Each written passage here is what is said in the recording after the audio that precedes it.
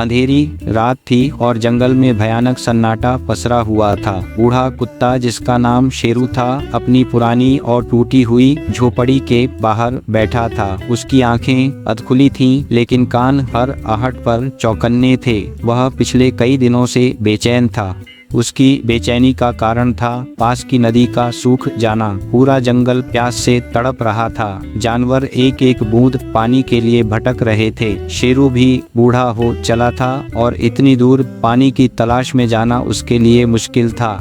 उस शांत रात में जब सब कुछ खामोश था, तभी शेरू को झाड़ियों में कुछ अजीब हलचल महसूस हुई। यह कोई आम आहट नहीं थी। अपने इलाके की रखवाली करते हुए शेरू तुरंत सतर्क हो गया और जोर से गुर्राया। उसकी चेतावनी के बावजूद झाड़ियों से एक काली लंबी छाया धीरे धीरे बाहर की ओर बढ़ने लगी। चांद की हल्की रोशनी में शेरू ने देखा कि यह एक विशाल काला नाग था। वह धीरे धीरे रेंग रहा था, लेकिन उसकी गति में जरा भी फुर्ती नहीं थी। कमजोरी और थकान साफ झलक रही थी। उसकी जीभ प्यास से सूखी हुई थी और उसका फन भी थकावट के कारण झुका हुआ था।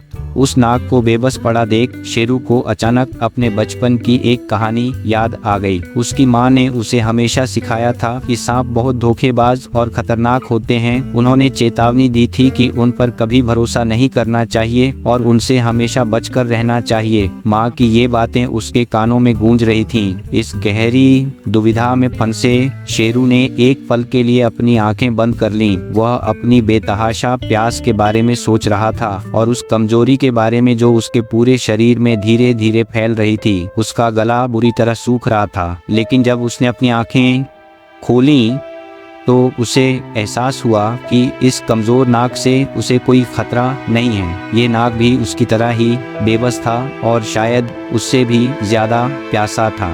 शेरू ने बिना कुछ सोचे समझे अपनी झोपड़ी के अंदर जाकर अपना पानी का बर्तन उठाया। उसमें थोड़ा सा पानी बचा था जिसे उसने कई दिनों से बचाकर रखा था। वह वापस आया और बर्तन नाग के सामने रख दिया। नाग ने एक पल के लिए शेरू की तरफ देखा। उसकी आंखों में अविश्वास था। क्या तुम मुझे मारोगे नहीं? नहीं, मैं तुम्हें मारूंगा नहीं। तुम जानते हो मैं कौन हूँ। मैं वही नाग हूँ जिसके जहर से कई जानवर मर चुके हैं। हाँ, मैं जानता हूँ। तो फिर तुम मुझे पानी क्यों दे रहे हो? क्योंकि तुम प्यासे हो। नाग ने पानी पिया। एक एक बूंद को महसूस करते हुए उसकी आंखों में चमक लौट आई। वह शेरू को धन्यवाद देना चाहता था, लेकिन उसके शब्द गले में अटक गए। वह चुपचाप रेंग कर चला गया। कई दिन बीत गए। जंगल में अभी भी पानी की किल्लत थी। एक दिन शेरू अपनी झोपड़ी के बाहर बैठा था, तभी उसे एक जानी पहचानी आहट सुनाई दी। यह वही नाग था। इस बार वह अकेला नहीं था, उसके साथ कई और सांप थे।